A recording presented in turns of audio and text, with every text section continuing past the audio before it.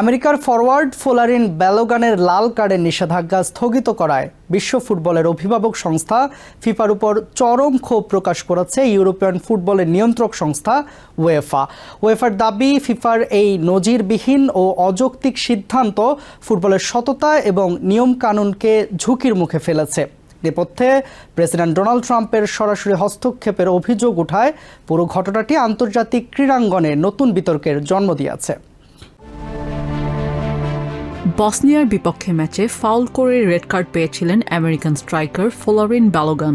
নিয়ম অনুযায়ী বেলজিয়ামের বিপক্ষে শেষ 16 ম্যাচে তার স্বয়ংক্রিয় নিষেধাজ্ঞা থাকার কথা ছিল, কিন্তু প্রেসিডেন্ট ডোনাল্ড ট্রাম্প ফিফা সভাপতি জিয়ান্নি ইনফান্টিনোকে ফোন করে বিষয়টি পর্যালোচনার অনুরোধ জানানোর পর ব্যালোগানের নিষেধাজ্ঞা 1 বছরের জন্য স্থগিত করে ফিফা।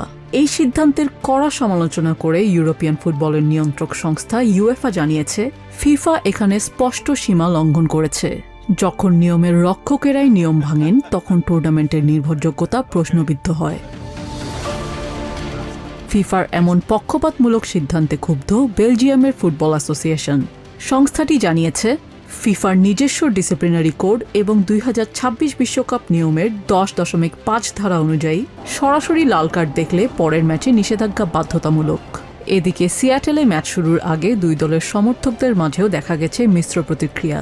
বেলজিয়ামের সমর্থকেরা একে দ্বিমুখী নীতি ও দুর্নীতি বলে দাবি করেছেন, তবে আমেরিকান সমর্থকেরা নিজেদের সেরা স্ট্রাইকারকে ফিরে পেয়ে খুশি হলেও ম্যাচের মাত্র 24 ঘন্টা আগে এমন নজিরবিহীন সিদ্ধান্তে তারা বিস্ময় লুকাতে পারেননি। আমাদের ডিফেন্ডার অ্যাঙ্গোই যখন আগের ম্যাচে লাল কার্ড পেয়েছিল, তাকে কিন্তু এক ম্যাচের নিষেধাজ্ঞা ঠিকই দেওয়া হয়েছিল। তাহলে এখন কেন দুই জায়গায় দুই রকম নীতি নেওয়া হচ্ছে? আমি সরাসরি বলতে চাই না যে ফুটবল দুর্নীতিগ্রস্ত। এই বিতর্ক ছুঁয়ে গেছে অন্য দলগুলোকেও। মেক্সিকোর বিপক্ষে ম্যাচে ইংল্যান্ডের ডিফেন্ডার জ্যারেল কোয়ান্সা লাল কার্ড পাওয়ায় ক্ষোভ প্রকাশ করেছেন ইংলিশ কোচ টমাস টুখেল।